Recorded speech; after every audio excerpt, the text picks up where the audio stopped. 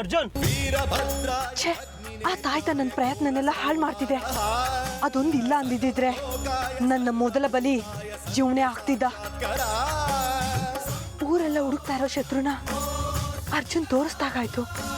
ಅರ್ಜುನ್, ಈ ಬಗ್ಗೆ ನಿಮ್ಮ ಮೇಲೆ ನನಗೆ ತುಂಬಾ ಗೌರವ ಇದೆ.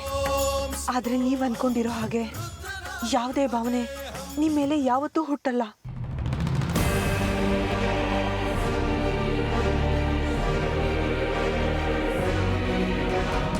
ಅರ್ಜುನ್, ನನ್ನ ಕಾರ್ ಯಾಕೋ ಇದ್ದಕ್ಕಿದ್ದಾಗೆ ಸ್ಟಾರ್ಟ್ ಆಗ್ತಿಲ್ಲ. ಸ್ವಲ್ಪ ಮನೆ ತನಕ ಡ್ರಾಪ್ ಕೊಡ್ತೀಯಾ? ಹಾಂ ಅಂಕಲ್, ಶೋರ್, ಖಂಡಿತ ಬನ್ನಿ, ಕುತ್ಕೊಳ್ಳಿ. Thank you.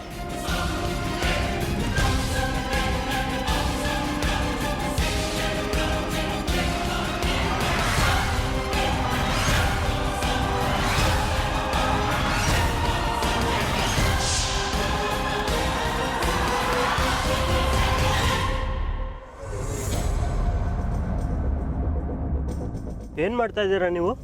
ಓದ್ತಾ ಇದ್ದೀರಾ ಅಥವಾ ವರ್ಕ್ ಮಾಡ್ತಾ ಇದ್ದೀರಾ?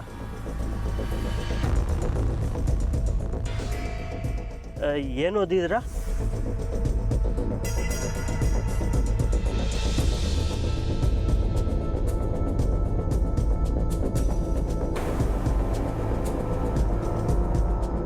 ಅಂಕಲ್, ಅವರು ಯಾರ ಹತ್ರನೂ ಮಾತಾಡಲ್ಲ, ಒಂಥರ ಮೌನಗೌರಿ ಇದ್ದ ಹಾಗೆ. ಬಟ್ ಹಾರ್ಟ್ಲಿ ತುಂಬ ಒಳ್ಳೆಯವರು. ಅವ್ರಿಗೆ ಏನೋ ಕೋಪ ಬಂದಿದೆ. ಆ ಟೈಮಲ್ಲಿ ಅವ್ರನ್ನ ಮಾತಾಡ್ಸೋದು ಇನ್ನೂ ಕಷ್ಟ. ಕೋಪನಾ? ಯಾಕೆ? ಯಾರ ಮೇಲೆ ಕೋಪ? ನಿನ್ನ ಮೇಲೇನೆ ಕೋಪ ನನಗೆ. ನಿನ್ನ ಮೇಲೆ ಮಾತ್ರ ಅಲ್ಲ, ನನ್ನ ತಂದೆ ತಾಯಿನ ಕೊಂದ ನಿಮ್ಮ ಗುಂಪಿನ ಮೇಲೆ ಕೋಪ. ಆ ಕೋಪಕ್ಕೆ ಪ್ರತೀಕಾರ ತೀರಿಸ್ಕೊಳ್ಳೋ ತನಕ ಈ ದ್ವೇಷ ಇದ್ದೇ ಇರುತ್ತೆ, ಈ ಕ್ರೋಧ ಇದ್ದೇ ಇರುತ್ತೆ.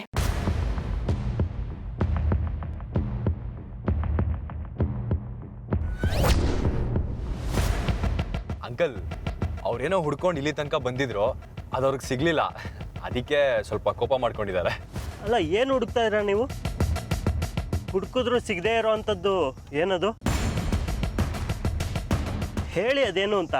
ನನಗೇನಾದ್ರು ಸಿಕ್ಕರೆ ಅರ್ಜುನ್ ಮೂಲಕ ನಿಮಗೆ ತಲುಪಿಸೋ ವ್ಯವಸ್ಥೆ ಮಾಡ್ತೀನಿ. ಸಿಕ್ಕಾಯ್ತು, ನಾನು ಹುಡುಕ್ತಿದ್ದು ನನಗೆ ಸಿಕ್ಕಾಯ್ತು.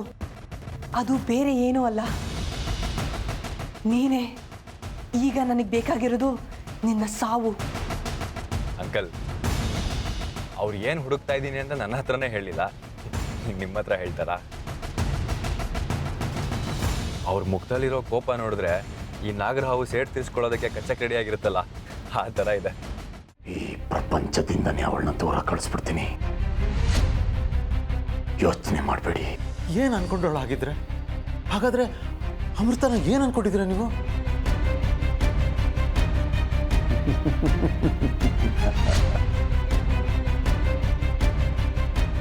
ಸ್ವಾಮಿ, ನಮ್ಗೆ ಟೆನ್ಷನ್ ಆಗ್ತಾ ಇದೆ. ನೀವು ಯಾರು ಅನ್ಕೊಂಡಿದ್ದೀರಾ? ಆ ಅಮೃತ ಯಾರು?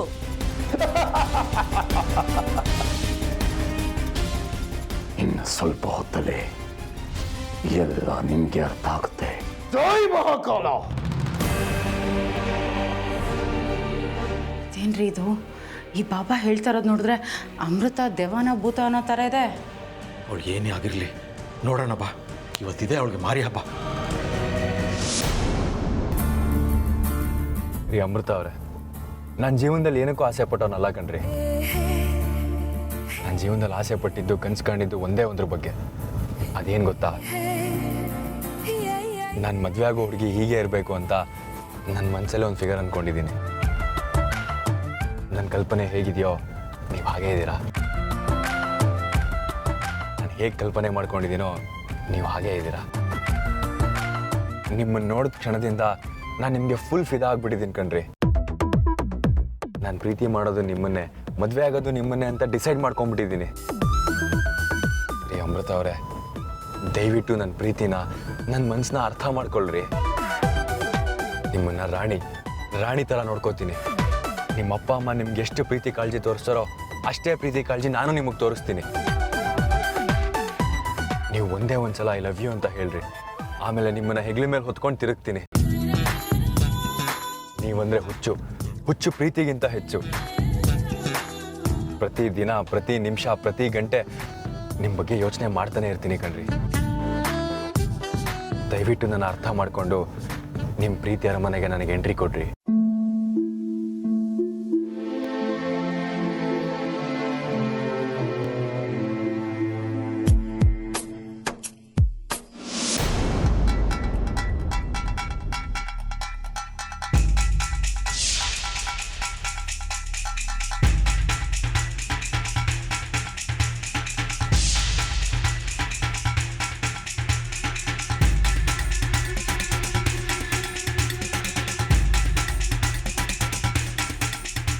ಸ್ವಾಮೀಜಿ, ಯಾಕೋ ನಿಮ್ಮಲ್ಲಿ ಅಸಹನೆ ಕಾಣಿಸ್ತಾ ಇದೆ.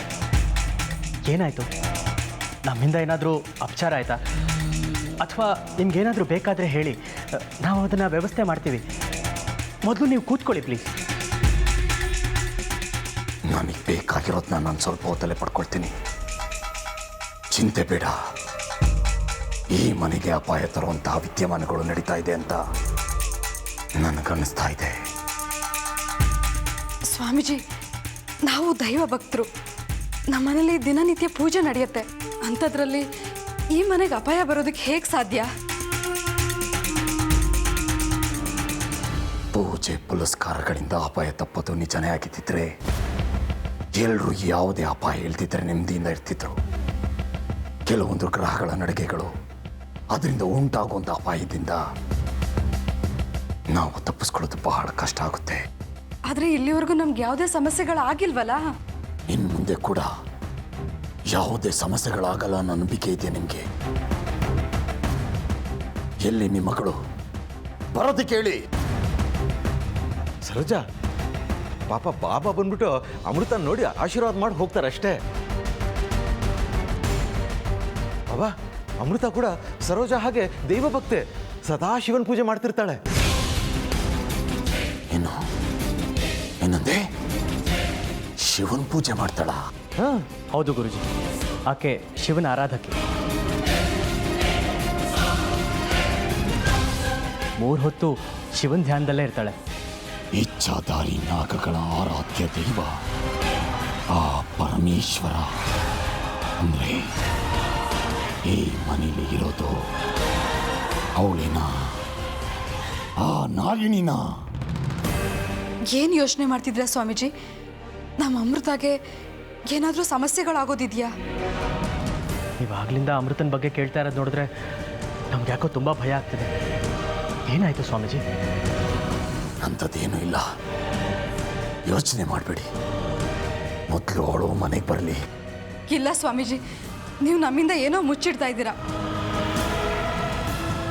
ನಿಜ ಹೇಳಿ, ಏನು ವಿಷಯ ಅಂತ? ಅಯ್ಯೋ, ಏನೂ ಇಲ್ಲ ಸರೋಜಾ. ಅಮೃತ ಯಾವಾಗಲೂ ಮೂಡಿಯಾಗಿರ್ತಾಳಲ್ಲ, ಅದಕ್ಕೆ ಅವಳಿಗೆ ಏನಾದ್ರು ಸಮಸ್ಯೆ ಇದೆಯಾ ನೋಡಿ ಅಂತ ನಾವೇ ಗುರುಜಿ ಹತ್ರ ಹೇಳಿದ್ವಿ. ಅವಳು ಸುಮ್ಮನಿದ್ರೆ ಸಾಕ ಸರೋಜಾ? ಅವಳು ನಮ್ಮ ಜೊತೆ ನಗ್ನಗ್ತಾ ಮಾತಾಡೋದು ಯಾವಾಗ? ಗುರುಜಿ ಎಲ್ಲ ಸರಿ ಮಾಡ್ತಾರೆ, ನೀನೇನು ಯೋಚನೆ ಮಾಡಬೇಡ. ಹೌದು, ಎಲ್ಲ ಸರಿ ಮಾಡ್ತೀನಿ. ಏನು ಯೋಚನೆ ಮಾಡಬೇಡಿ. ಆದರೆ ಒಂದಂತೂ ನಿಜ, ಅಸಾಧ್ಯವಾದದ್ದು ಏನಾದರೂ ಘಟಿಸಿದ್ರೆ ಚಿಂತೆ ಮಾಡಬೇಡಿ. ಗುರಿ ಸಮೀಪಕ್ಕೆ ಬಂದಾಗಿದೆ, ಮುಟ್ಟದೆ ಹೋಗೋದು ದಟ್ಟತನ ಆಗುತ್ತೆ.